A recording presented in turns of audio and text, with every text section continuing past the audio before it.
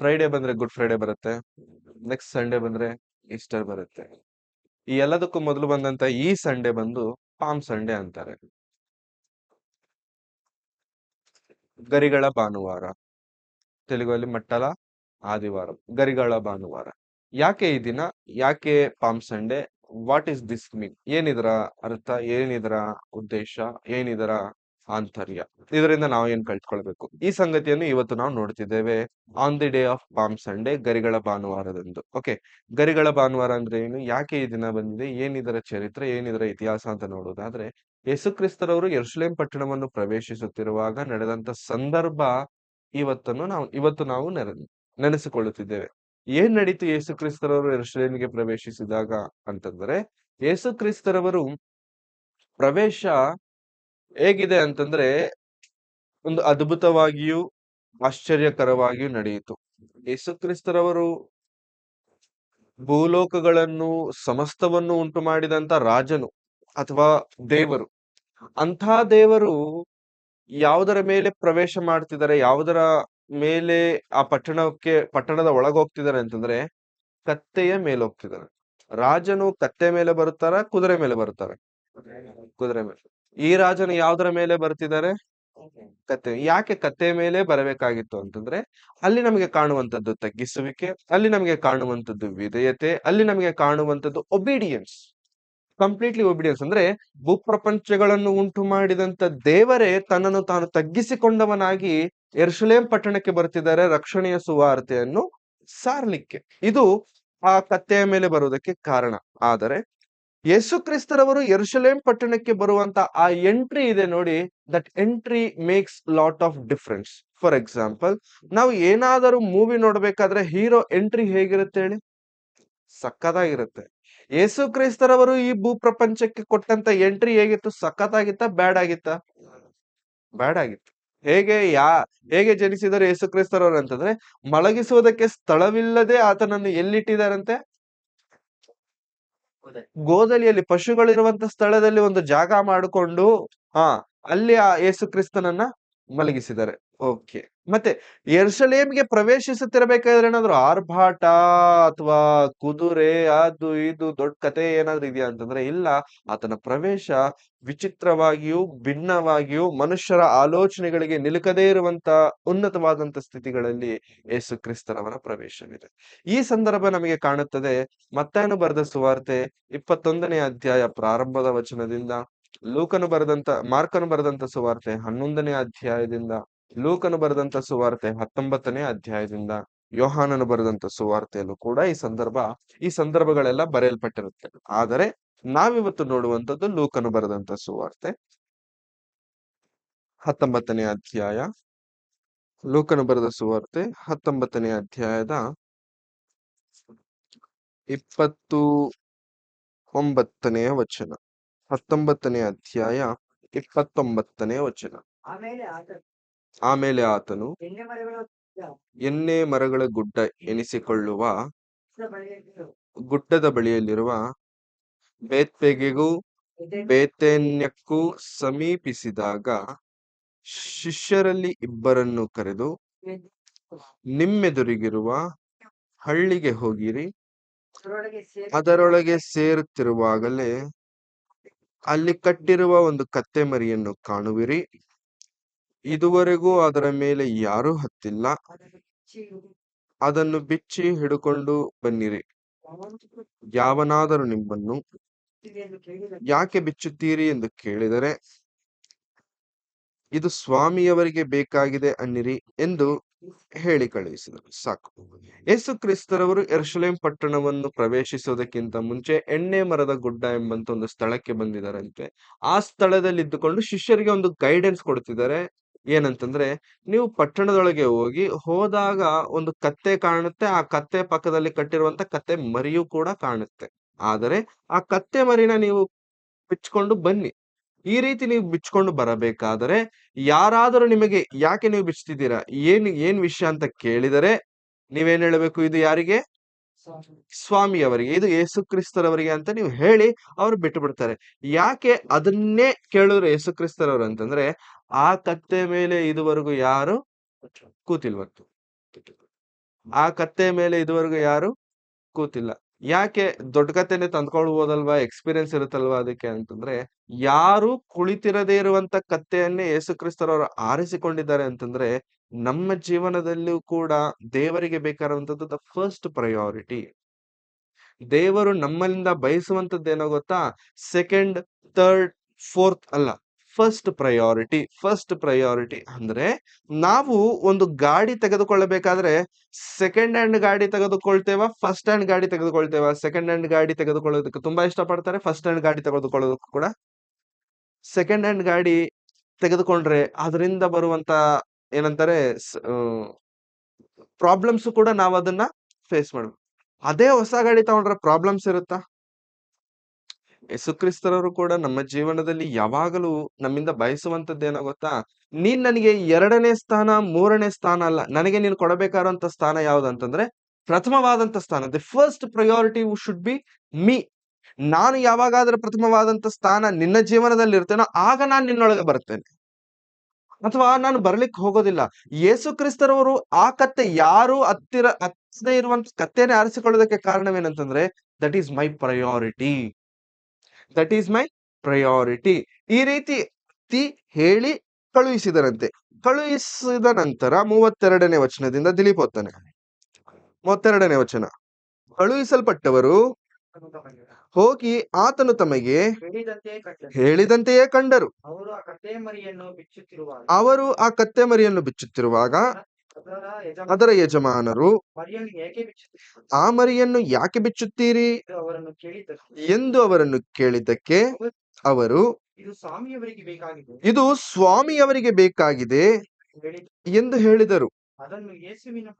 ಅದನ್ನು ಯೇಸುವಿನ ಬಳಿಗೆ ತಂದು ತಮ್ಮ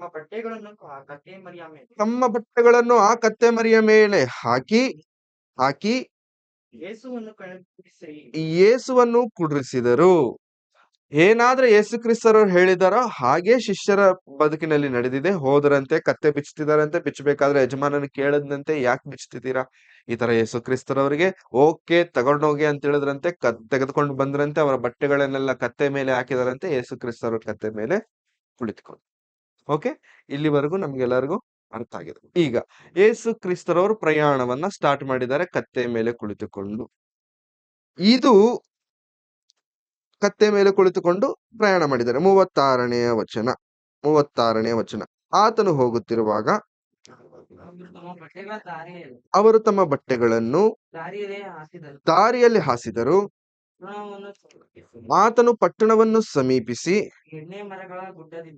ಎಣ್ಣೆ ಮರಗಳ ಗುಡ್ಡದಿಂದ ಇಳಿಯುವ ಸ್ಥಳಕ್ಕೆ ಬಂದಾಗ ಶಿಷ್ಯ ಮಂಡಳದಲ್ಲಿರುವವರೆಲ್ಲ ಸಂತೋಷ ಪಡುತ್ತಾ ತಾವು ಕಂಡಿದ್ದ ಎಲ್ಲಾ ಮಹತ್ಕಾರ್ಯಗಳ ವಿಷಯದಲ್ಲಿ ಕರ್ತನ ಹೆಸರಿನಲ್ಲಿ ಬರುವ ಅರಸನಿಗೆ ಆಶೀರ್ವಾದ, ಪರಲೋಕದಲ್ಲಿ ಮಂಗಳ, ಮೇಲನ ಲೋಕಗಳಲ್ಲಿ ಮಹಿಮೆ ಎಂದು ಮಹಾಶಬ್ದದಿಂದ ದೇವರನ್ನು ಕೊಂಡಾಡುವುದಕ್ಕೆ ತೊಡಗಿದರು.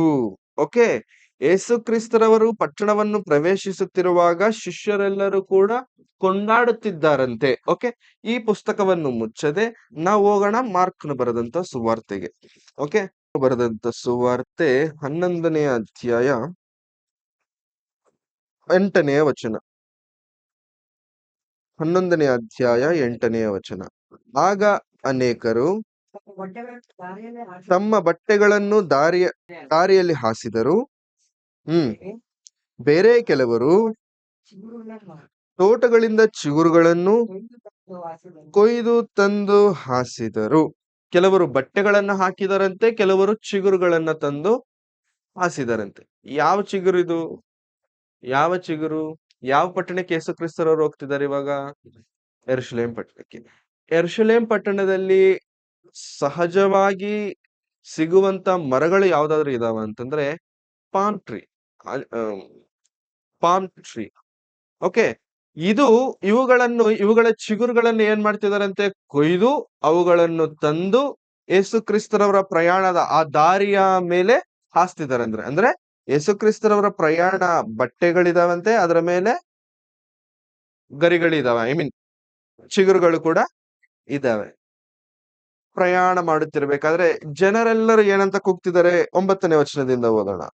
ಆತನ ಹಿಂದೆಯೂ ಮುಂದೆಯೂ ಹೋಗುತ್ತಿದ್ದವರು, ಜಯ, ಕರ್ತನ ಹೆಸರಿನಲ್ಲಿ ಬರುವವನಿಗೆ ಆಶೀರ್ವಾದ, ನಮ್ಮ ಪಿತೃವಾದ ದಾವೀದನ ರಾಜ್ಯವು ಬರುತ್ತದೆ, ಅದಕ್ಕೆ ಆಶೀರ್ವಾದ, ಮೇಲನ ಲೋಕಗಳಲ್ಲಿ ಜಯ ಎಂದು ಆರ್ಭಟಿಸಿದರು.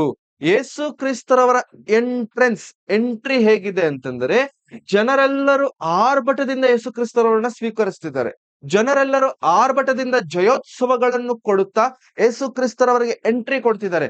ಹೇಗಿರಬೇಕು ಯೇಸು ಕ್ರಿಸ್ತರವರಿಗೆ? ಫಾರ್ ಎಕ್ಸಾಂಪಲ್, ಯೇಸು ಕ್ರಿಸ್ತರವರ ಸ್ಥಳದಲ್ಲಿ ನಾವೇ ಒಂದು ವೇಳೆ ಇದ್ದರೆ, ನಮ್ಮನ್ನೇ ಈ ರೀತಿ ಮೆರವಣಿಗೆ ಮಾಡ್ಕೊಂಡು ಕರ್ಕೊಂಡು ಬರ್ತಿದ್ರೆ ಹೆಂಗಿರುತ್ತೆ ಹೇಳಿ ನಮ್ಮ ಫೀಲಿಂಗ್? ನಮ್ಮನ್ನ ಯಾರಾದ್ರೂ ಒಬ್ರು ಬಂದ್ಬಿಟ್ಟು ಹೊಗಳಿದ್ರೇನೆ ನಾವ್ ಎಲ್ಲಿಗೋ ಹೋಗಿ ಕುತ್ಕೊಂಡ್ಬಿಡ್ತೇವೆ, ಹೌದಾ? ಇಲ್ಲಿ ಯೇಸು ಕ್ರಿಸ್ತರನ್ನು ಹೊಗಳುತ್ತಿರುವಂತವರು ಕೇವಲ ಶಿಷ್ಯರು ಮಾತ್ರವಲ್ಲ, ಹಿಂದೆ ಇರುವಂತವರು, ಮುಂದೆ ಇರುವಂತವರು, ಜನರೆಲ್ಲರೂ ಕೂಡ ಹೊಗಳ್ತಿದ್ದಾರೆ. ಜಯ ಜಯ ಜಯ, ಕರ್ತನ ಹೆಸರಿನಲ್ಲಿ ಬರುವವನಿಗೆ ಜಯ, ಮೇಲನ ಲೋಕದಲ್ಲಿ ದೇವರಿಗೆ ಮಹಿಮೆ. ಈ ರೀತಿ ಹೊಗಳುತ್ತಿರಬೇಕಾದ್ರೆ ಯೇಸು ಕ್ರಿಸ್ತರವರ ಹೃದಯದಲ್ಲಿ ಎಷ್ಟು ಸಂತೋಷವಿರಬಾರದು? ಸಂತೋಷನೋ ಇಲ್ವೋ? ಸಂತೋಷನೋ ಇಲ್ವೋ? ಅದೇ ಪ್ಲೇಸ್ ಅಲ್ಲಿ ನಾವಿದ್ರೆ ನಮಗ್ ಸಂತೋಷ ಇರುತ್ತೋ ಇರಲ್ವೋ? ಖಂಡಿತ ಇರುತ್ತೆ. ಇದನ್ನು ನಾವು ಯಾವ್ದ್ರ ಜೊತೆ ಹೋಲಿಸ್ಬೋದು ಗೊತ್ತಾ? ಈ ಕಾಲದಲ್ಲಿ ಇತ್ತೀಚಿನ ದಿನಮಾನಗಳಲ್ಲಿ ಯಾರಾದ್ರೂ ಬಿಗ್ ಬಾಸ್ ಅಲ್ಲಿ ಗೆದ್ಬಿಟ್ರು ಅಂತ ಅಂದ್ಕೊಳ್ಳಿ, ಬಿಗ್ ಬಾಸ್ ಅವ್ನ್ ಕಿತ್ತು ದಬಾಕಿರೋದು ಏನು ಇರಲ್ಲ, ಬಟ್ ಜನ ಮಾತ್ರ ಅವನ್ನ ರೋಡ್ ಎಲ್ಲ ಬ್ಲಾಕ್ ಮಾಡ್ಬಿಟ್ಟು ಓ ಅಂತ ಕರ್ಕೊಂಡ್ ಬರ್ತಿರ್ತಾರೆ. ಅವಾಗ ಅವನು ಬೇಡ ಕಣ್ರೋ ಅಂತಾನ, ಏನಂತಾನೆ? ಕಿರ್ಚೋ, ಇನ್ನು ಕಿರ್ಚೋ, ಹೊಡಿ ಪಟಾಕಿ ಹೊಡಿ. ಯಾಕೆ? ಯಾಕೆ ಅಂತಂದ್ರೆ ಅವನಿಗೆ ಕೊಡುತ್ತಿರುವಂತ ಮರ್ಯಾದೆ ಬೇರೆ ಯಾರಿಗೂ ಸಿಕ್ತಿಲ್ಲ, ಅವನಿಗೆ ಕೊಡುತ್ತಿರುವಂತ ಗೌರವ ಬೇರೆ ಯಾರಿಗೂ ಅಲ್ಲಿ ಸಿಕ್ತಿಲ್ಲ. He is the hero. ಇಲ್ಲಿ ಇವಾಗ ಯೆರೂಸಲೇಮ್ ಪಟ್ಟಣದಲ್ಲಿ ಇವಾಗ ಹೀರೋ ಯಾರು ಸದ್ಯಕ್ಕೆ? ಯೇಸು ಕ್ರಿಸ್ತರವರು ಹೀರೋ.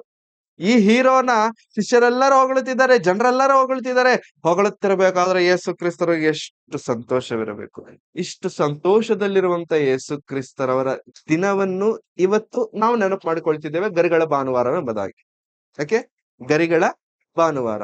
ಈ ದಿನದಲ್ಲಿ ತುಂಬಾ ಜನ ಗರಿಗಳನ್ನ ಇಟ್ಕೊಂಡು ರೋಡ್ ಮೇಲೆ ಓಡಾಡ್ತಿರ್ತಾರೆ, ನೋಡಿರ್ತೇವೆ, ಗರಿಗಳ ಭಾನುವಾರ ಎಂಬುದಾಗಿ. ಸೊ ಇವೆಲ್ಲವೂ ಕೂಡ ಯೇಸು ಕ್ರಿಸ್ತರವರ ಮುಂದೆ ನಡೆಯುವಂತ ಒಂದು ಮಹಾ ಕಾರ್ಯಕ್ಕೆ ಪ್ರಾರಂಭ, ಮುಂದೆ ನಡೆಯುವಂತ ಒಂದು ಉನ್ನತವಾದಂತ ಯಜ್ಞಕ್ಕೆ ಪ್ರಾರಂಭ. ಏನದು? ಯೇಸು ಕ್ರಿಸ್ತರವರು ಭೂಮಿಯ ಮೇಲೆ ಬಂದು ನೆರವೇರಿಸಬೇಕಾಗಿರುವಂತ ಅತಿ ಪ್ರಾಮುಖ್ಯವಾದಂತ ಒಂದು ಘಟ್ಟವಿದೆ.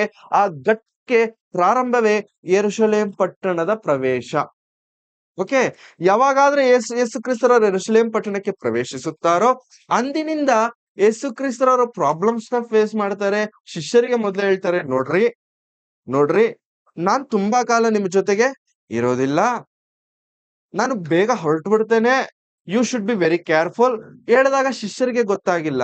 ಮತ್ತೆ ಯೇಸು ಕ್ರಿಸ್ತರವರು ಹೇಳ್ತಾರೆ, ನನ್ನ ಈ ದೇವಾಲಯವನ್ನು ಒಡೆದಾಕಿ ನಾನು 3 ದಿನಗಳಲ್ಲಿ ಅದನ್ನು ತಿರುಗಿ ಕಟ್ಟುತ್ತೇನೆ. ಇದನ್ನೆಲ್ಲ ಹೇಳಿದ್ರು ಜನರಿಗೂ ಕೂಡ ಇದು ಅರ್ಥ ಆಗಿಲ್ಲ. ಆದರೆ ನಾವು ಇನ್ನೇನು ಒಂದು ವಾರದಲ್ಲಿ, ಇನ್ನೇನು ಕಪಲ್ ಆಫ್ ಡೇಸ್ ಅಲ್ಲಿ ಗುಡ್ ಫ್ರೈಡೆಗೆ ಬರ್ತೇವೆ. ಗುಡ್ ಫ್ರೈಡೆ ಯಾವುದಕ್ಕೆ ನಾವು ನೆನೆಸಿಕೊಳ್ಳುತ್ತೇವೆ? ಯಾವುದಕ್ಕೆ? ಯೇಸು ಕ್ರಿಸ್ತರವರ ಶಿಲುಬೆಯ ಮರಣ, ಯೇಸು ಕ್ರಿಸ್ತರವರು ಪಟ್ಟಂತ ಶ್ರಮೆಗಳು, ನುಡಿದಂತ ಮಾತುಗಳು. 3 ದಿನಗಳಾದ ಮೇಲೆ ಭಾನುವಾರ. ಈ ಭಾನುವಾರದನ್ನು ನಾವು ಈಸ್ಟರ್ ಎಂಬುದಾಗಿ ಆಚರಿಸ್ಕೊಳ್ತೇವೆ. ಈಸ್ಟರ್ ಅಂತಂದ್ರೆ ಏನರ್ಥ? ಐ ಮೀನ್ ಏನ್ ನೆನ್ಸ್ಕೊಳ್ತೇವೆ ಆ ದಿನದಲ್ಲಿ? ಯೇಸು ಕ್ರಿಸ್ತರವರ ಪುನರುತ್ಥಾನ. ಓಕೆ, ಈ ಪುನರುತ್ಥಾನ, ಈ ಶಿಲುಬೆಯ ಮರಣ, ಇವೆರಡೂ ನಡಿಬೇಕಂತಂದ್ರೆ ಯೇಸು ಕ್ರಿಸ್ತರ ಯೆರೂಸಲೇಮ್ ಪಟ್ಟಣಕ್ಕೆ ಪ್ರವೇಶಿಸಬೇಕು. he should give an entry to ಯೆರೂಸಲೇಮ್. ಯೆರೂಸಲೇಮ್ ಪಟ್ಟಣವನ್ನ ಪ್ರವೇಶಿಸಬೇಕು. ಆ ಪ್ರವೇಶವೇ ಇವತ್ತು ನಾವು ನೆನೆಸಿಕೊಳ್ತಿದ್ದೇವೆ, ಗರಿಗಳ ಭಾನುವಾರ, ಪಾಮ್ ಸಂಡೇ. ಲೂಕನ ಬರೆದಂತ ಸುವಾರ್ತೆ 19ನೇ ಅಧ್ಯಾಯ, ನಾವು ಪ್ರಾರಂಭಿಸಿಕೊಂಡಿರುವಂತದ್ದು 29ನೇ ವಚನದಿಂದ. ಓಕೆ, ಅಲ್ಲಿಂದ 38ನೇ ವಚನದವರೆಗೂ ನೋಡ್ಕೊಂಡ್ವಿ. 38ನೇ ವಚನ ಮತ್ತೊಮ್ಮೆ ಓದ್ಕೊಳ್ಳೋಣ. ಕರ್ತನ ಹೆಸರಿನಲ್ಲಿ ಬರುವ ಅರಸನಿಗೆ ಆಶೀರ್ವಾದ, ಪರಲೋಕದಲ್ಲಿ ಮಂಗಳ, ಮೇಲನ ಲೋಕದಲ್ಲಿ ಮಹಿಮೆ, ಎಂದು ಮಹಾಶಬ್ದದಿಂದ ದೇವರನ್ನು ಕೊಂಡಾಡುವುದಕ್ಕೆ ತೊಡಗಿದರು. ಈ ರೀತಿ ಆರ್ಭಟಿಸುತ್ತಿದ್ದಾರೆ ಅಂತಂದ್ರೆ ಯೇಸು ಕ್ರಿಸ್ತರವರು ರಾಜರೆಂಬುದಾಗಿ ಇಸ್ರಾಯೇಲ್ಯರಿಗೆ ಗೊತ್ತಿಲ್ವಾ? ಒಪ್ಕೊಳ್ತಿದಾರ, ಒಪ್ಕೊಳ್ತಿಲ್ವಾ? 38ನೇ ವಚನ ಪ್ರಾರಂಭ ಏನದು? ಕರ್ತನ ಹೆಸರಿನಲ್ಲಿ ಬರುವ ಅರಸನಿಗೆ ಆಶೀರ್ವಾದ. ಅರಸನಿಗೆ ಆಶೀರ್ವಾದ. ಯಾರು ಇವಾಗ ಅರಸನು ಅಲ್ಲಿ? ಯೇಸು ಕ್ರಿಸ್ತ. ಯೇಸು ಕ್ರಿಸ್ತನನ್ನೇ ತಾನೇ ಅರಸನೆಂಬುದಾಗಿ ಪಾಯಿಂಟ್ ಔಟ್ ಮಾಡ್ತಿದ್ದಾರೆ. ಅಂದ್ರೆ ಅಲ್ಲಿರುವಂತ ಸಮಾಜಕ್ಕೆ ಗೊತ್ತಾ ಯೇಸು ಕ್ರಿಸ್ತರವ್ರ ಅರಸರು ಅಂತ? ಗೊತ್ತಲ್ವಾ? ಗೊತ್ತು. ಅಂದ್ರೆ ಯೇಸು ಕ್ರಿಸ್ತರವರು ಅರಸರು, ಯೇಸು ಕ್ರಿಸ್ತರವರು ರಾಜನು, ಆತನನ್ನು ಹೊಗಳಬೇಕು, ಎಲ್ಲಾ ಜನರಿಗೆ ಗೊತ್ತು. ಈಗ ಒಬ್ರು ಎಂಟ್ರಿ ಕೊಡ್ತಿದ್ದಾರೆ ನೋಡಿ 39ನೇ ವಚನದಲ್ಲಿ. 39ನೇ ವರ್ಷದಲ್ಲಿ ಕೆಲವರು ಇದಾರಂತೆ. ಯಾರಿದ್ದಾರೆ? ಜನರ ಗುಂಪಿನೊಳಗಿದ್ದ ಫರಿಸಾಯರಲ್ಲಿ ಕೆಲವರು ಆತನಿಗೆ, ಬೋಧಕನೇ, ನಿನ್ನ ಶಿಷ್ಯರನ್ನು ಗದರಿಸು ಎಂದು ಹೇಳಿದ್ದಕ್ಕೆ. ಯಾಕೆ ಗದರ್ಸಕ್ ಹೇಳ್ತಿದ್ದಾರೆ? ಗುಂಪಲ್ಲಿ ಯಾರಿದಾರಂತೆ? ಫರಿಸಾಯರಿದಾರಂತೆ. ಇವ್ರಿಗೇನ್ ಕೆಲ್ಸ ಇಲ್ಲಿ? ಏನಿದು ಸೌಂಡು? ಏನಿದು ಆರ್ಭಾಟ? ಏನಿದು ಜಯದ ಧ್ವನಿ? ನಾವೇನ್ ಫಂಕ್ಷನ್ ಏರ್ಪಾಟ್ ಮಾಡಿಲ್ವಲ್ಲ. ವಿತೌಟ್ ನಮ್ ಪರ್ಮಿಷನ್ ಇಂದ ಯಾರು ಫಂಕ್ಷನ್ ಮಾಡಂಗೇ ಇಲ್ಲ. ಯಾಕಂದ್ರೆ ನಾವು ಫರಿಸಾಯರು. ನಾವೇ ಆರ್ಡರ್ ಕೊಡ್ಬೇಕು, ನಾವೇ ಏನಾದ್ರೂ ಇನಿಶಿಯೇಟ್ ಮಾಡ್ಬೇಕು. ನಾವ್ ಇನಿಶಿಯೇಟ್ ಮಾಡದೆ ಏನಿದು ಆರ್ಭಾಟ, ಏನಿದು ಜಯದ ಧ್ವನಿ, ಏನಿದು ಈ ರೀತಿ ಕೇಳಿಸ್ತಿದೆ ಅಂತಂದ್ರೆ ರೋಡ್ ಮೇಲೆ ಬಂದ್ ನೋಡಿದ್ರೆ ಜನರ ಗುಂಪು, ಆ ಜನರ ಗುಂಪು ಮಧ್ಯದಲ್ಲಿ ಒಂದು ಕತ್ತೆ, ಆ ಕತ್ತೆ ಮೇಲೆ ಕುಳಿತಂತೆ ಯೇಸು ಕ್ರಿಸ್ತರವರು. ಇಮ್ಮಿಡಿಯೇಟ್ ಆಗಿ ಇವರು ಜನರ ಹತ್ರನೂ ಮಾತನಾಡ್ತಿಲ್ಲ, ಶಿಷ್ಯರ ಹತ್ರನೂ ಮಾತನಾಡ್ತಿಲ್ಲ. ಕತ್ತೆ ಮೇಲೆ ಕುಳಿತುಕೊಂಡಿರುವಂತ ಯೇಸು ಕ್ರಿಸ್ತನ ಹತ್ರ ಹೋಗಿ ಮಾತನಾಡ್ತಿದ್ದಾರೆ. ಏನಂತ ಹೇಳ್ತಿದಾರಂತೆ? ಏನಂತ ಹೇಳಿ? ಬೋಧಕನೇ, ನಿನ್ನ ಶಿಷ್ಯರನ್ನು ಗದರಿಸು. ಏನಂತ ಗದರಿಸ್ಬೇಕು? ಸೈಲೆಂಟ್ ಆಗಿರಕ್ಕೆ ಗದರಿಸ್ಬೇಕು. ಮನೆಯಲ್ಲಿ ಮಕ್ಕಳು ತರಲೆ ಮಾಡ್ತಿರ್ಬೇಕಾದ್ರೆ ಅಪ್ಪ ಅಮ್ಮ ದೊಡ್ಡವ್ರು ಯಾರಿದ್ರೆ ಅವ್ರು ಗದರಿಸ್ತಾರೆ. ಯಾಕೆ ಗದರಿಸ್ತಾರೆ?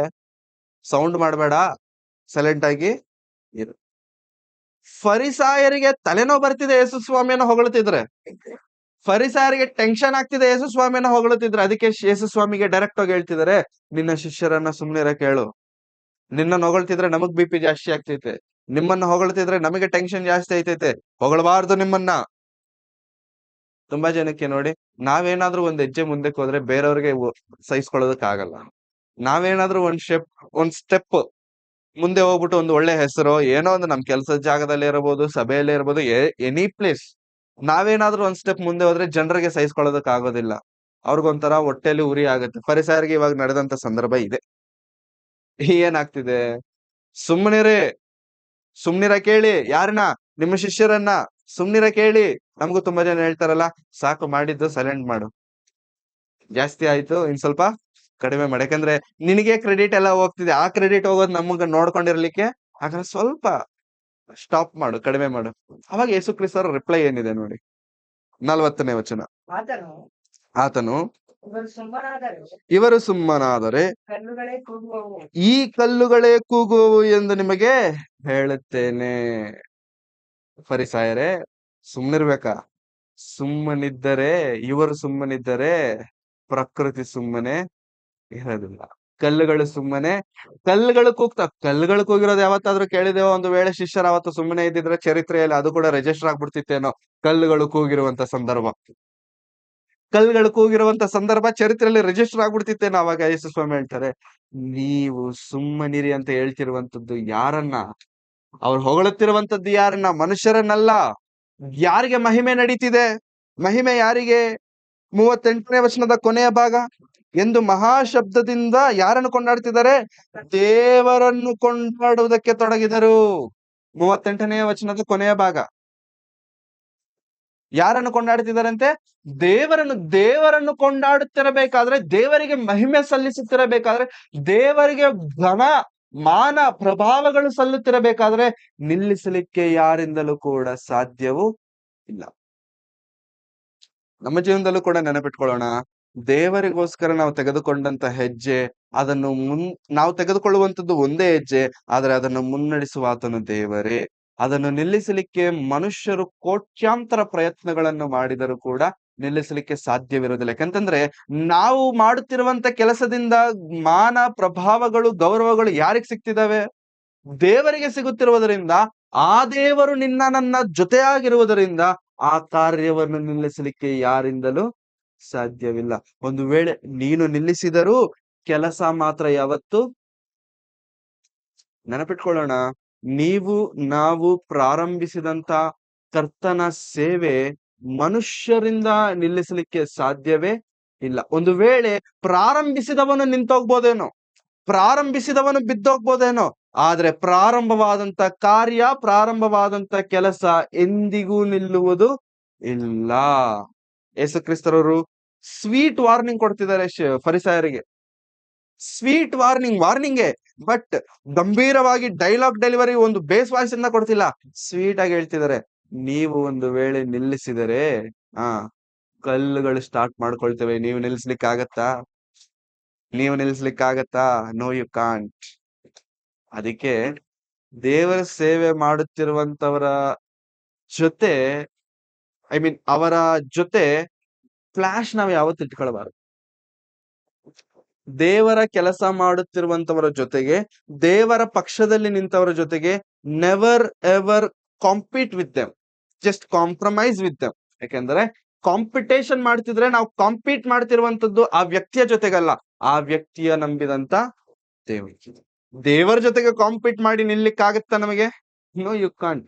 Just compromise with them, just be friendly with them, love them, ಅಷ್ಟೇ. ಪ್ರೀತಿ ಮಾಡಿ ದೇವರ ಪಕ್ಷದಲ್ಲಿ ನಿಂತವರ ಜೊತೆಗೆ. ಓಕೆ, ಇಷ್ಟೊತ್ತು ನಾವು ಮಾತನಾಡಿಕೊಂಡಿರುವಂತದ್ದು ಗರಿಗಳ ಭಾನುವಾರ, ಗರಿಗಳ ಸಂದರ್ಭವನ್ನು ಕುರಿತು. ಆದರೆ ಪ್ರಾಮುಖ್ಯವಾಗಿ ಇಷ್ಟೊತ್ತು 29ನೇ ವಚನದಿಂದ 40ನೇ ವಚನದವರೆಗೂ ಓದಿರುವಂತ ಈ ಸಂದರ್ಭ ಒಂದು ಪಕ್ಕಕ್ಕಿಟ್ರೆ, ಇದರ ಮುಂದೆ ನಡೆಯುವಂತ ಸಂದರ್ಭ, ಇದರ ಮುಂದೆ ನಾವು ಓದುವಂತ ಸಂದರ್ಭ ನಾವೆಲ್ಲರೂ ಜಾಗ್ರತೆಯಿಂದ ಶ್ರದ್ಧೆಯಿಂದ ಕೇಳಬೇಕಾಗಿರುವಂತದ್ದು, ನಾವೆಲ್ಲರೂ ಕ್ರೈಸ್ತರಾಗಿ ಅರ್ಥ ಮಾಡಿಕೊಳ್ಳಬೇಕಾಗಿರುವಂತ 41ನೇ ವಚನ. ತರುವಾಯ ಆತನು ಯಾರ ಸಮೀಪಕ್ಕೆ, ಯಾವ ಸಮೀಪಕ್ಕೆ ಬರ್ತಿದ್ದಾರೆ? ಯಾವ ಸಮೀಪಕ್ಕೆ? ಪಟ್ಟಣದ ಸಮೀಪಕ್ಕೆ ಬಂದಾಗ, ಹತ್ತಿರಕ್ಕೆ ಬಂದಾಗ ಪಟ್ಟಣವನ್ನು ನೋಡಿ ಅದರ ವಿಷಯವಾಗಿ ಅತ್ತು. ಇಲ್ಲಿ ನಿಲ್ಲೋಣ. ಪಟ್ಟಣವನ್ನ ಯೇಸು ಕ್ರಿಸ್ತರವರು ನೋಡ್ತಿದ್ದಾರಂತೆ, ಜನರೆಲ್ಲರೂ ಹೊಗಳುತ್ತಿದ್ದಾರಂತೆ. ಆದರೆ ಪಟ್ಟಣವನ್ನು ನೋಡಿದ ಕೂಡಲೇ ಯೇಸು ಕ್ರಿಸ್ತರವರ ಕಣ್ಣು ನೀರಿನಿಂದ ತುಂಬಿತು. ಆತನು ಅತ್ತನು. ಹಿ ಕ್ರೈಡ್. ಅಂದ್ರೆ ಯೇಸು ಕ್ರಿಸ್ತರವರು ಅಳ್ತಾರ?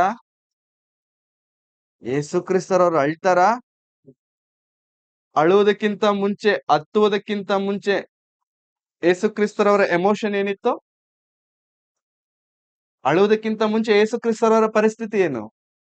He was very happy.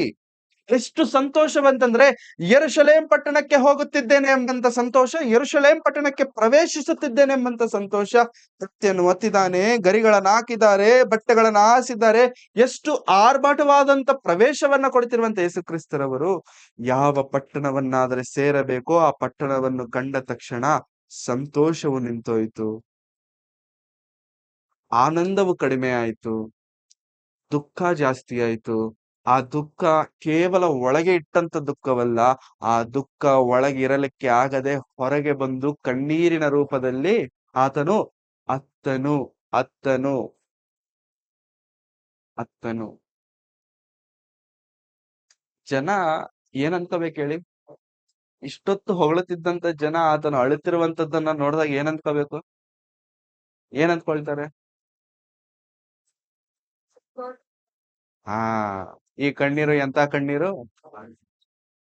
ಸಂತೋಷದಿಂದ ಬಂದಂತ ಕಣ್ಣೀರು. ನಾವು ಚೆನ್ನಾಗಿ ಹೊಗಳ್ಬಿಟ್ಟಿದ್ದೇವೆ ಯಶಸ್ವಾಮಿನ, ಅದಕ್ಕೆ ಫುಲ್ ಹ್ಯಾಪಿ ಆಗ್ಬಿಟ್ಟಿದ್ದಾರೆ. ಹ್ಯಾಪಿನೆಸ್ ಇಂದ ಬರ್ತಿರುವಂತ ಕಣ್ಣೀರಲ್ಲ ಅದು. ಆತನು ಅತ್ತನು.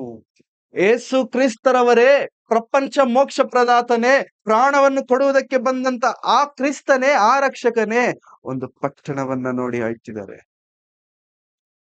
He cried out. ಅಳೋದಂದ್ರೆ ಹೆಂಗ್ ಹೇಳ್ತಾರೆ ಹೇಳಿ?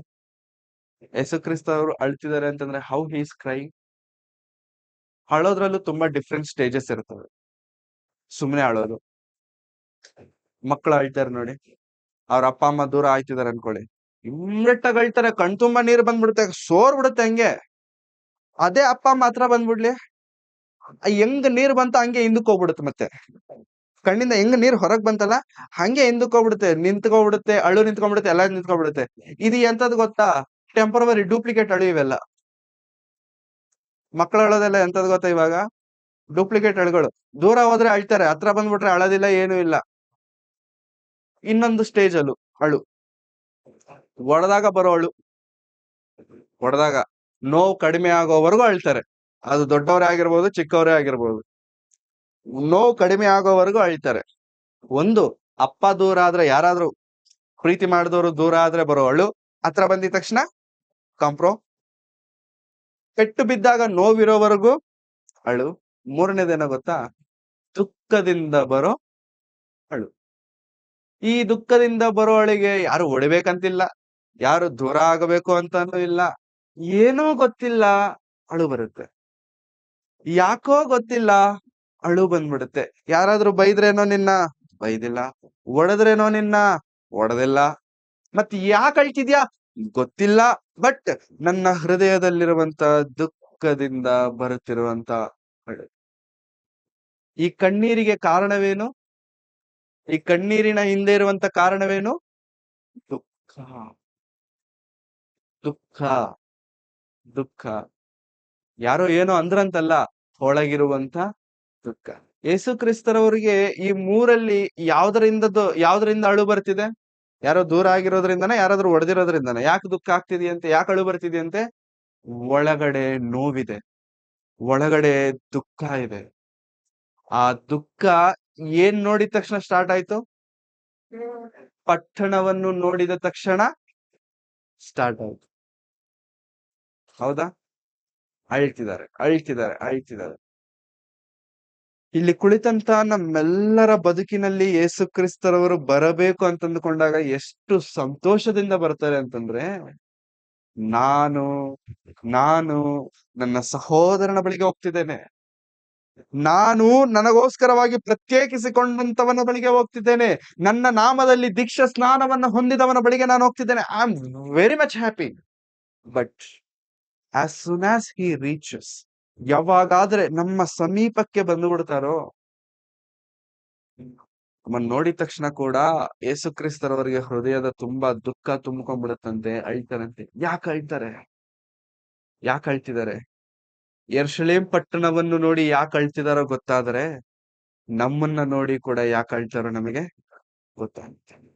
ಯಾಕೆ ಅಳ್ತಿದ್ದಾರೆ? 41ನೇ ವಚನದಿಂದ, 41ನೇ ವಚನದಿಂದ. ತರುವಾಯ ಆತನ ಸಮೀಪಕ್ಕೆ ಬಂದಾಗ ಪಟ್ಟಣವನ್ನು ನೋಡಿ ಅದರ ವಿಷಯವಾಗಿ ಅತ್ತು, ನೀನಾದರೂ ಸಮಾಧಾನಕ್ಕೆ ಬೇಕಾದದ್ದನ್ನು ಇದೇ ದಿನದಲ್ಲಿ ತಿಳಿದುಕೊಂಡರೆ ಎಷ್ಟೋ ಒಳ್ಳೆಯದು. ಪಟ್ಟಣವನ್ನು ಒಂದು ನೀನು ಅಂತ ಹೋಲಿಸ್ತಿದ್ದಾರೆ. ಅಂದ್ರೆ ಒಂದು ಮನುಷ್ಯನ ಜೊತೆ ಮಾತನಾಡ್ದಂಗೆ, ನೀನು ಇಂದಾದರೂ ಸಮಾಧಾನದ ಮಾತುಗಳನ್ನ ಕೇಳಿದರೆ ಒಳ್ಳೆಯದು. ನೀನು ನೀನು ನೀನು ಅಂತ ಹೇಳ್ತಿದ್ದಾರೆ ಅಂತಂದ್ರೆ, ಪಟ್ಟಣವನ್ನು ಒಂದು ಮನುಷ್ಯನ ಜೊತೆಗೆ ಹೋಲಿಸಿಕೊಂಡು ಯೇಸು ಕ್ರಿಸ್ತರವರು ಮಾತನಾಡ್ತಿದ್ದಾರೆ. ಸ್ವಲ್ಪತ್ತು ಯೆರೂಸಲೇಮ್ ಪಟ್ಟಣದ ಜಾಗದಲ್ಲಿ ನಮ್ಮನ್ನು ನಾವು ನಿಲ್ಲಿಸಿಕೊಂಡ್ರೆ, ನಮ್ಮ ಜೊತೆಗೆ ಮಾತನಾಡುತ್ತಿರುವಂತ ಮಾತುಗಳು ಯೇಸು ಕ್ರಿಸ್ತರವರು ಡೈರೆಕ್ಟ್ ಆಗಿ ಏನಂತ ಹೇಳ್ತಿದ್ದಾರೆ? ಮತ್ತೆ ನೀನಾದರೂ ಸಮಾಧಾನಕ್ಕೆ ಬೇಕಾದದ್ದನ್ನು ಇದೇ ದಿನದಲ್ಲಿ ತಿಳಿದುಕೊಂಡರೆ ಎಷ್ಟೋ ಒಳ್ಳೇದು. ಒಂದು ಒಳ್ಳೆ ಮಾತನ್ನ ನಿನ್ಗೆ ಹೇಳ್ಬೇಕು ಅನ್ಕೊಳ್ತಿದ್ದೇನೆ. ಏನಯ್ಯ? ಸಮಾಧಾನಕ್ಕೆ ಸಂಬಂಧಪಟ್ಟ ಮಾತುಗಳನ್ನು ನೀನು ಇವತ್ತೇ ಕೇಳಿದರೆ ಒಳ್ಳೇದು. ಏನಾ ಮಾತುಗಳು?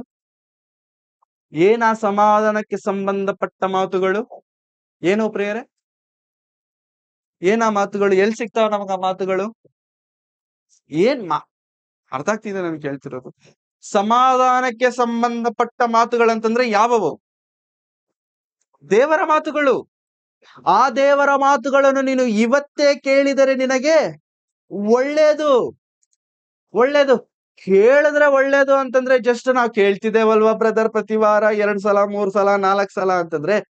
ಕೇಳೋದು ಅಂತಂದ್ರೆ ಅರ್ಥ ಏನೋ ಗೊತ್ತಾ? ಯೆರೂಷಲೇಮ್ ಪಟ್ಟಣವು ಕೂಡ ಕೇಳಿದೆ, ಸುಮಾರು ಸಲಿ ಕೇಳಿದೆ, ಆದ್ರೆ ಬದುಕುಗಳನ್ನು ಬದಲಾಯಿಸಿಕೊಂಡಿಲ್ಲ. ಇಲ್ಲಿ ಕುಳಿತಂತ ನಾವೆಲ್ಲರೂ ಕೂಡ ದೇವರ ವಾಕ್ಯವನ್ನ ಕೇಳಿದ್ದೇವೆ, ಆದ್ರೆ ನಮ್ಮ ಬದುಕುಗಳು ಕೂಡ ಇನ್ನು ಹಾಗೆ ಇದಾವೆ. ಅಂತ ಬದುಕುಗಳಾಗಿರುವಂತ ನಮ್ಮನ್ನು ಪಾಯಿಂಟ್ ಔಟ್ ಮಾಡಿ ಯೇಸು ಕ್ರಿಸ್ತರು ಹೇಳ್ತಿದ್ದಾರೆ, ಇವತ್ತೇ ಸಮಾಧಾನಕ್ಕೆ ಸಂಬಂಧಪಟ್ಟಂತ ಮಾತುಗಳನ್ನು ನೀನು ತಿಳಿದುಕೊಂಡರೆ ಎಷ್ಟೋ ಒಳ್ಳೆ. ತಿಳ್ಕೊಳ್ಳಿ, ಕೇಳೋದಲ್ಲ, ಕೇಳಿದಂತ ಮಾತುಗಳನ್ನ ನೀವು ತಿಳಿದುಕೊಳ್ಳಿ. ರಾತ್ರಿ ಎಲ್ಲ ರಾಮಾಯಣ ಕೇಳದ್ನಂತೆ, ಬೆಳಿಗ್ಗೆ ಎದ್ಬಿಟ್ಟು ಕೇಳದ್ನಂತೆ, ರಾಮನಿಗೆ ಸೀತಾ ಏನಾದ್ಲು ಅಂತ, ಏನಾಗ್ತಾಳೆ ಅಂತ. ರಾತ್ರಿ ಎಲ್ಲ ಕೇಳದ, ಮತ್ತೆ ಕಣ್ ತೆಕ್ಕೊಂಡ್ ಕೇಳದ, ಪ್ರಯೋಜನವೇನಿದೆ? ನಾವು ಹೋದ್ವಿ ರಾತ್ರಿ ಎಲ್ಲ ಕೇಳಕ್ಕೆ. ಏನ್ ಕೇಳಕ್ಕೆ? ಮೊನ್ನೆ ಹೋಗಿದ್ವಿ ಎಲ್ಲರೂ ಸೇರಿ ಡ್ರಾಮಾ ನೋಡಕ್ ಹೋಗಿದ್ವಿ. ಈಗ ದಾವೀದನು ಮೀಕಾಳು ಯಾರು ಅಂತ ಕೇಳಿದ್ರೆ ನಮಗೆ ದೊಡ್ಡ ಕ್ವಶನ್ ಮಾರ್ಕ್ ಬಂದ್ಬಿಡಲ್ಲ. ಮೀಕಾಳ ಯಾರು ಬಂದ್ರ? ಆ ಕ್ಯಾರೆಕ್ಟರ್ ಬಂತ? ಮೀಕಳ ಕ್ಯಾರೆಕ್ಟರ್ ಬಂತೋ ಇಲ್ವೋ ಗೊತ್ತಿಲ್ಲ, ಬತ್ಸೆಬಳ ಕ್ಯಾರೆಕ್ಟರ್ ಮಾತ್ರ ಬಂತು, ಇದು ಮಾತ್ರ ನಮಗೆ ಗೊತ್ತಿರುತ್ತೆ. ಬತ್ಸೆಬಳ ಕ್ಯಾರೆಕ್ಟರ್ ಮಾತ್ರ 100% ಬಂತು, ಅವಾಗ ಎದ್ದಿದ್ದೆ. ಮೀಕಳ ಕ್ಯಾರೆಕ್ಟರ್ ಬಂದಾಗ ಮಲಗಿದ್ದೆ. ಬೆಳಿಗ್ಗೆ ಎದ್ದು ಕೇಳಿದ್ರೆ ದಾವೀದನಿಗೆ ಮೊದಲ ಹೆಂಡತಿಯ ಹೆಸರೇನು? ಬತ್ಸೆಬಳಲ್ವಾ? ಬತ್ಸೆಬಳು. ಫಸ್ಟ್ ಹೆಂಡತಿ ಹೆಸರೇನು? ಮೀಕಳು. ಯಾರ ಮಗಳು? ಸೌಳನ ಮಗಳು. ಹೌದಾ? ಎಷ್ಟು ಸತಿ ಕೇಳಿರ್ತೇವೆ ಮೀಕಳ ಹೆಸರನ್ನ ನಾವು? ಡ್ರಾಮಾದಲ್ಲೆಲ್ಲ, ಬೈಬಲಲ್ಲಿ ಎಷ್ಟೆಲ್ಲ ನೋಡಿರ್ತೇವೆ ನಾವು, ಅಥವಾ ವಾಕ್ಯದಲ್ಲಿ ಎಷ್ಟೆಲ್ಲ? ತುಂಬಾ ಕಡಿಮೆ. ಬಟ್ ಮೀಕಳಿಗಿಂತ ಜಾಸ್ತಿ ಯಾರ ಹೆಸರು ಕೇಳ್ತೇವೆ? ಬತ್ಸೆಬಳ ಹೆಸರು. ಅದಕ್ಕೆ ಫಸ್ಟ್ ಹೆಂಡತಿ ಯಾರು ದಾವೀದನಿಗೆ? ಬತ್ಸೆಬಳ. ಯಾಕಂದ್ರೆ ಜಾಸ್ತಿ ಮಾತಾಡೋದು ಯಾರ ಬಗ್ಗೆ? ಹಂಗಿರತ್ತೆ ನಮ್ದು. ಕೇಳ್ತೇವೆ, ತಿಳ್ಕೊಳ್ಳೋದಿಲ್ಲ ನಾವು. ಏನ್ ಕೇಳ್ತೇವೋ ಅದನ್ನ ತಿಳಿದುಕೊಳ್ಳದೆ ಹೋದರೆ ಕೇಳುವುದು ನಿಷ್ಪ್ರಯೋಜನ. ಯೇಸು ಕ್ರಿಸ್ತರವರು ನಮ್ಮನ್ನ ಪಾಯಿಂಟ್ ಔಟ್ ಮಾಡಿ ಬೆರಳು ತೋರಿಸಿ ಹೇಳುವಂತದ್ದೇನಂತಂದ್ರೆ, ಸಮಾಧಾನಕ್ಕೆ ಸಂಬಂಧಪಟ್ಟಂತ ನನ್ನ ಮಾತುಗಳನ್ನು, ದೇವರ ವಾಕ್ಯವನ್ನು ನೀನು ಕೇಳೋದಲ್ಲ, ತಿಳಿದುಕೊಂಡ್ರೆ ನಿನಗೆ ಒಳ್ಳೇದು, ತಿಳಿದುಕೊಂಡ್ರೆ ನಿನಗೆ ಒಳ್ಳೇದು ಅಂತ ಹೇಳ್ತಾ ಅಲ್ಲಿಗೆ ಮುಗಿಸಿಲ್ಲ. ಅಷ್ಟಕ್ಕೆ ಮುಗಿಸಿಲ್ಲ, ಮುಂದೆ ಕೇಳ್ತಿದ್ದಾರೆ ನೋಡಿ, ಒಳ್ಳೇದು, ಎಷ್ಟೋ ಒಳ್ಳೇದು, ಆದರೆ ಈಗ ಅದು ಯಾವುದು? ಅದು ಅಂದ್ರೆ ಯಾವುದು? ಸಮಾಧಾನಕ್ಕೆ ಸಂಬಂಧಪಟ್ಟಂತ ಮಾತುಗಳು ಯಾವ್ದಾದ್ರೂ ಇದೆಯೋ ಅದು ನಿನ್ನ ಕಣ್ಣಿಗೆ ಮರೆಯಾಗಿದೆ, ಮರೆಯಾಗಿದೆ, ಮರೆಯಾಗಿದೆ.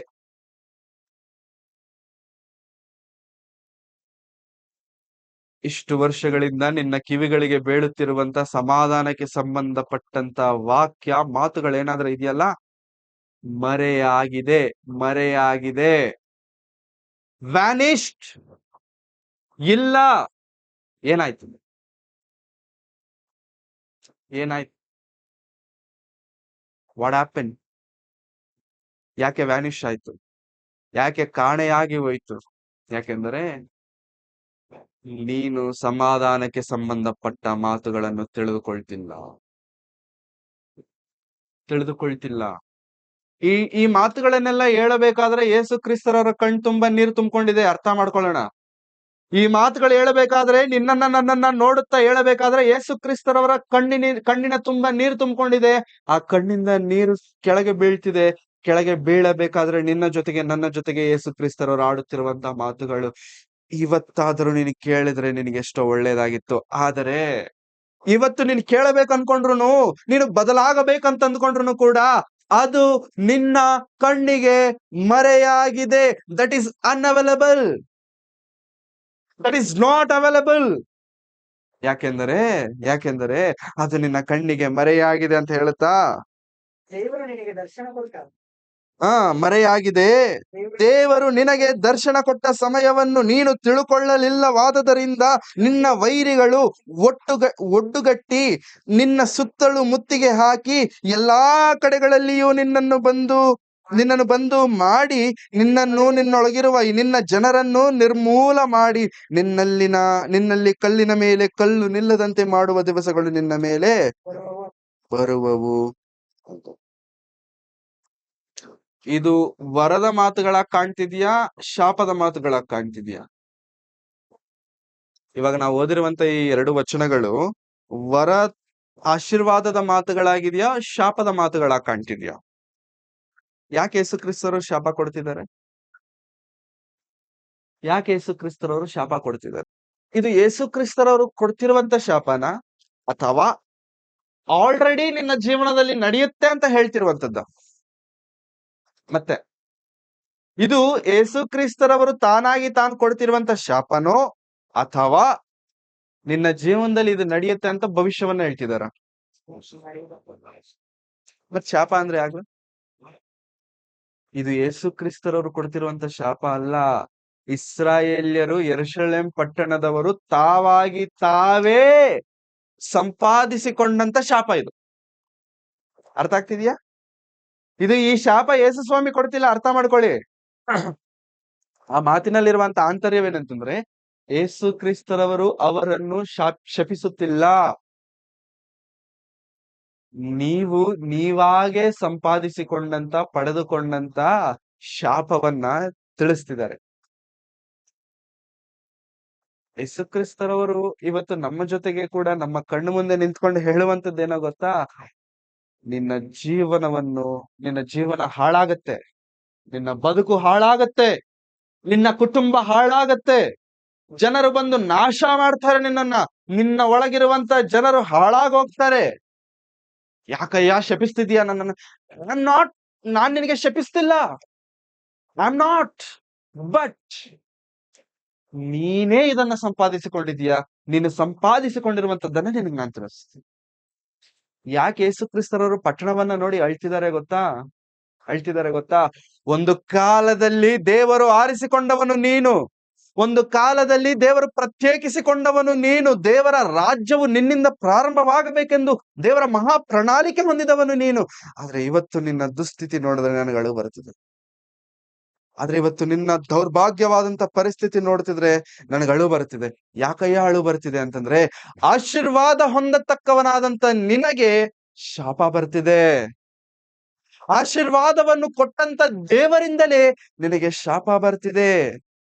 ದೇವರು ಕೇಳದೆ ನಿನಗೆ ಕೊಟ್ಟಿರುವಂತದ್ದು ಆಶೀರ್ವಾದವಾದರೆ, ದೇವರಿಂದ ಕೇಳಿ ನೀನು ಪಡೆದುಕೊಂಡಿರುವಂತದ್ದು ಶಾಪ.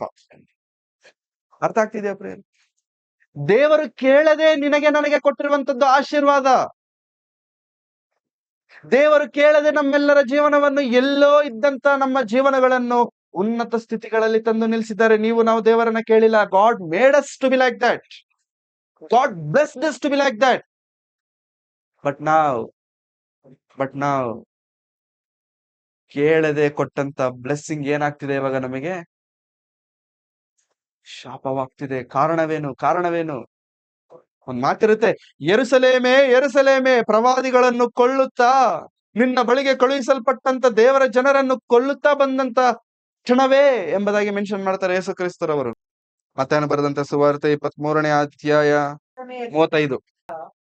ಹೀಗೆ ನೀತಿವಂತನಾದ ಹೇಬೇಲನ ರಕ್ತವು ಮೊದಲುಗೊಂಡು ನೀವು ದೇವಾಲಯಕ್ಕೂ ಯಜ್ಞವೇದಿಗೂ ನಡುವೆ ಕೊಂದು ಹಾಕಿದ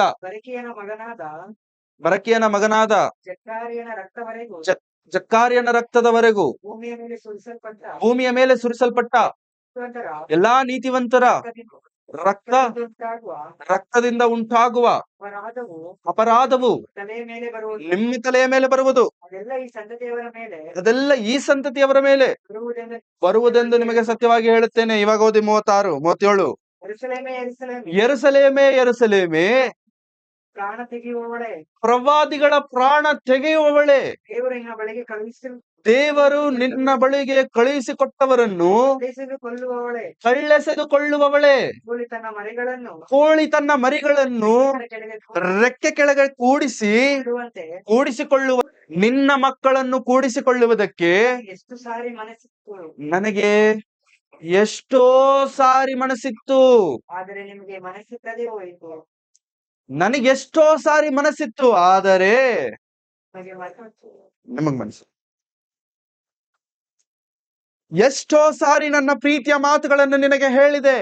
ನನ್ನ ರೆಕ್ಕೆ ಅಡಿಯಲ್ಲಿ ನೀನ್ ಇರಬೇಕೆಂಬುದಾಗಿ ನಿನ್ನನ್ನು ನಾನು ಪ್ರೀತಿಸಿದೆ, ಆಶೀರ್ವದಿಸಿದೆ, ವರಗಳನ್ನು ಕೊಟ್ಟೆ, ಉನ್ನತ ಸ್ಥಿತಿಗಳಿಗೆ ತಂದೆ, ನಿನ್ನನ್ನು ಆಶೀರ್ವದಿಸಿದೆ, ನಿನ್ನ ಕುಟುಂಬವನ್ನು ಆಶೀರ್ವದಿಸಿದೆ, ಎಲ್ಲವನ್ನೂ ಆಶೀರ್ವದಿಸಿದೆ. ನನ್ನ ರೆಕ್ಕೆಯ ಅಡಿಯಲ್ಲಿರಬೇಕೆಂದು ನಾನು ಬಯಸಿದಾಗ ಅದು ನಿನಗಿಷ್ಟ ಆಗಿರಲಿಲ್ಲ. ಅದು ನಿನಗಿಷ್ಟ ಆಗಿಲ್ಲ. ಎಷ್ಟು ಮಾತುಗಳು, ಎಷ್ಟು ಮಾತುಗಳು, ಎಷ್ಟು ರೀತಿ ದೇವರು ನಮ್ಮನ್ನು ಆಶೀರ್ವದಿಸಬೇಕು ಅಂತಂದುಕೊಳ್ತಿದ್ದಾರೋ ಅಷ್ಟು ವಿಧವಾಗಿ ನಾವು ದೇವರಿಂದ ದೂರ ಆಗ್ಲಿಕ್ಕೆ ಇಷ್ಟಪಡ್ತಿದ್ದೇವೆ.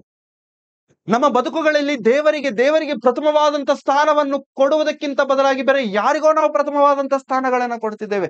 ದೇವರು ಕಣ್ಣೀರಿನಿಂದ ದುಃಖದಿಂದ ಹೇಳುತ್ತಿರುವಂತ ಮಾತುಗಳಿಗೂ ನೆನಪಿಟ್ಕೊಳ್ಳೋಣ.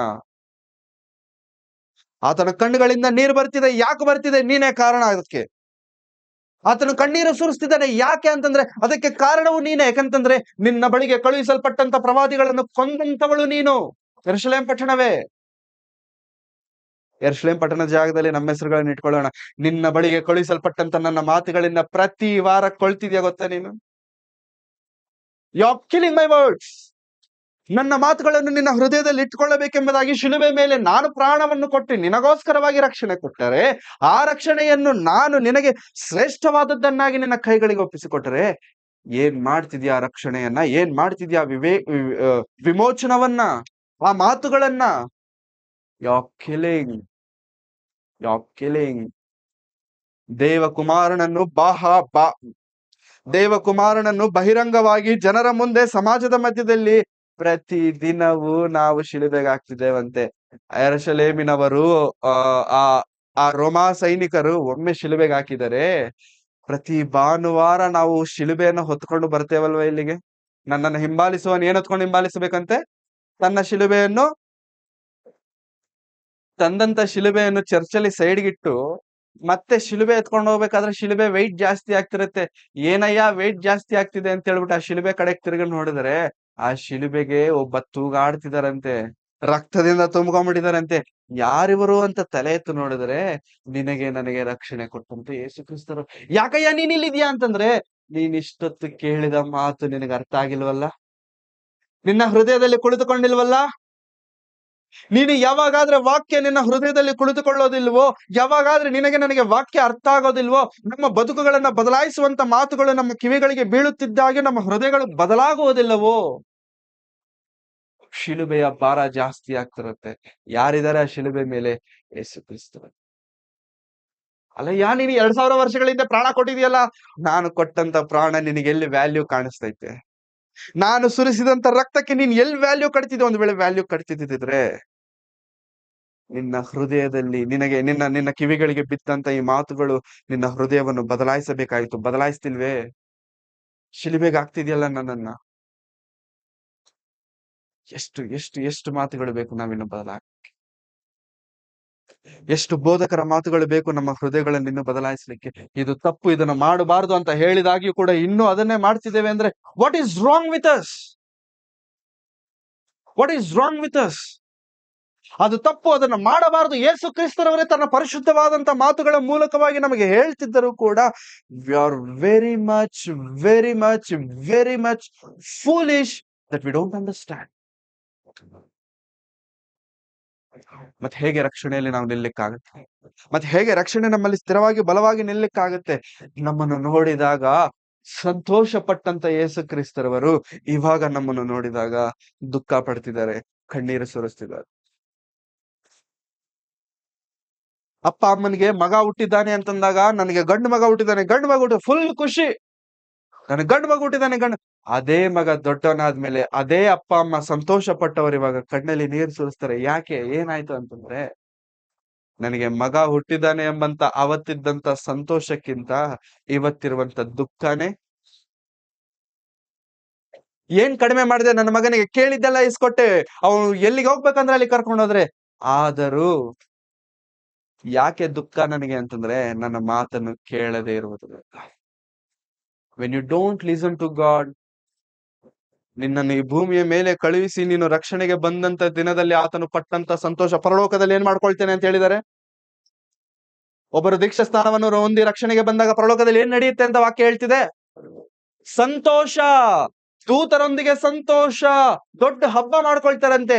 ಅಷ್ಟು ದೊಡ್ಡ ಹಬ್ಬ ರಕ್ಷಣೆಗೆ ಬಂದಂತ ನೀನು ರಕ್ಷಣೆಯಲ್ಲಿ ನಿಲ್ಲದೆ ಇದ್ದಾಗ, ವಾಕ್ಯವನ್ನು ಕೇಳಿದಂತ ನೀನು ವಾಕ್ಯವನ್ನು ತಿಳಿದುಕೊಂಡು ವಾಕ್ಯದ ಪ್ರಕಾರವಾಗಿ ಬದುಕದೇ ಇದ್ದಾಗ, ಹೃದಯಕ್ಕೆ ಚಾಕು ಚುಚ್ಚಿದ ಹಾಗೆ ದುಃಖ. ಯಾಕಯ್ಯ ಅಷ್ಟು ದುಃಖ? ಆ ದುಃಖಕ್ಕೆ ಕಾರಣವು ಲೂಕನು ಬರೆದಂತ ಸುವಾರ್ತೆ, ಲೂಕನು ಬರೆದಂತ ಸುವಾರ್ತೆ 13ನೇ ಅಧ್ಯಾಯ 34ನೇ ವಚನ ಒಮ್ಮೆ ನೋಡಿಕೊಳ್ಳೋಣ. 13:34. ಸಂದೀಪ್ ಓದ್ತಾನೆ. 13:34. ಯೆರೂಸಲೇಮೇ, ಪ್ರವಾದಿಗಳ ಪ್ರಾಣ ತೆಗೆಯುವವಳೇ, ದೇವರು ನಿನ್ನ ಬಳಿಗೆ ದೇವರು ನಿನ್ನ ಬಳಿಗೆ ಕಳುಹಿಸಿಕೊಟ್ಟವರನ್ನು ಆ, ಕಲ್ಲೆಸೆದು ಕಲ್ಲೆಸೆದು ಕೊಂದುವವಳೇ, ಕೊಳ್ಳುವವಳೇ, ಕೋಳಿ ತನ್ನ ಮರಿಗಳನ್ನು ಕೋಳಿ ತನ್ನ ಮರಿಗಳನ್ನು ಕೆಳಗೆ ರೆಕ್ಕೆಗಳ ಕೆಳಗೆ ಕೂಡಿಸಿಕೊಳ್ಳುವಂತೆ ಕೂಡಿಸಿಕೊಳ್ಳುವಂತೆ ಮಕ್ಕಳನ್ನು ಕೂಡಿಸಿಕೊಳ್ಳುವುದಕ್ಕೆ ಮಕ್ಕಳನ್ನು ಕೂಡಿಸಿಕೊಳ್ಳುವುದಕ್ಕೆ ನಿನ್ನ ಮಕ್ಕಳನ್ನು ಕೂಡಿಸಿಕೊಳ್ಳುವುದಕ್ಕೆ ಸಾರಿಗೆ ನನಗೆ ಎಷ್ಟೋ ಸಾರಿ ಮನಸ್ಸಿತ್ತು, ಇಲ್ಲ ಆದರೆ ನಿನಗೆ ಮನಸ್ಸಿಲ್ಲದೆ ಹೋಯಿತು. ನೋಡಿರಿ, ನೋಡಿರಿ, ಆ ಆಲಯ ಹೋಲಿಸಿಕೊಂಡು ನಿಮ್ಮ ಆಲಯವು ನಿಮಗೆ ಬರಿದಾಗಿ ಬಿಟ್ಟಿದೆ. ನನ್ನ ಹೆಸರಿನಲ್ಲಿ ಬರುವವನಿಗೆ ಕರ್ತನ ಹೆಸರಿನಲ್ಲಿ ಬರುವವನಿಗೆ ಆಶೀರ್ವಾದ ಎಂದು ನೀವು ಹೇಳುವ ಆಶೀರ್ವಾದವೆಂದು ನೀವು ಹೇಳುವ ಅಂತ ನೀವು ನನ್ನನ್ನು ಹೇಳುವ ತನಕ ನೋಡುವುದು ನೀವು ನನ್ನನ್ನು ನೋಡುವುದೇ ಇಲ್ಲವೆಂದು ಹೇಳುತ್ತೇನೆ ಅಂದನು. ನಿಮಗೆ ಹೇಳುತ್ತೇನೆ ಅಂದನು. 13ನೇ ವಚನದಲ್ಲಿ ಹೇಳಿದಂತ ಮಾತು 13ನೇ ಅಧ್ಯಾಯದಲ್ಲಿ ಹೇಳಿದಂತಹ ಮಾತು 19ನೇ ಅಧ್ಯಾಯದಲ್ಲಿ ನೆರವೇರುತ್ತೆ. ಅರ್ಥ ಆಗ್ತಿದ್ಯಾ? ಲಿಂಕ್ ಅರ್ಥ ಆಗ್ತಿದ್ಯಾ? ಬೈಬಲ್ ಅಲ್ಲಿ ಓದಿದ್ದು ಅರ್ಥ ಆಯ್ತಾ? ಕರ್ತನ ಹೆಸರಿನಲ್ಲಿ ಬರುವವನಿಗೆ ಜಯವಾಗಲಿ ಎಂದು ನೀವು ಹೇಳುವಂತಹ ದಿನ ಬರೋವರೆಗೂ ನಾನು ನಿಮ್ಮ ಊರಿಗೆ ಬರಲ್ಲ. 19ನೇ ಅಧ್ಯಾಯದಲ್ಲಿ ನಾವು ಇಷ್ಟೊತ್ತು ಓದಿರುವಂತದ್ದು ಆತನ ನಾಮಕ್ಕೆ ಜಯ, ಕರ್ತನ ಹೆಸರಿನಲ್ಲಿ ಬರುವವನಿಗೆ ಸ್ತೋತ್ರ, ಜಯ ಅಂತ ಹೊಗಳಿದಂತ ಸಂದರ್ಭ ಅಲ್ಲ. ಅಂದ್ರೆ ಅಂದಿನಿಂದ ಇಂದಿನವರೆಗೂ ಯೇಸು ಕ್ರಿಸ್ತರ ಯೆರೂಸಲೇಮ್ ಪಟ್ಟಣಕ್ಕೆ ಬಂದಿಲ್ಲ. ಆದರೆ ಬಂದಾಗ ಯೇಸು ಕ್ರಿಸ್ತರ ಅದನ್ನ ನೋಡಿದಾಗ ದುಃಖ ಪಟ್ಟ.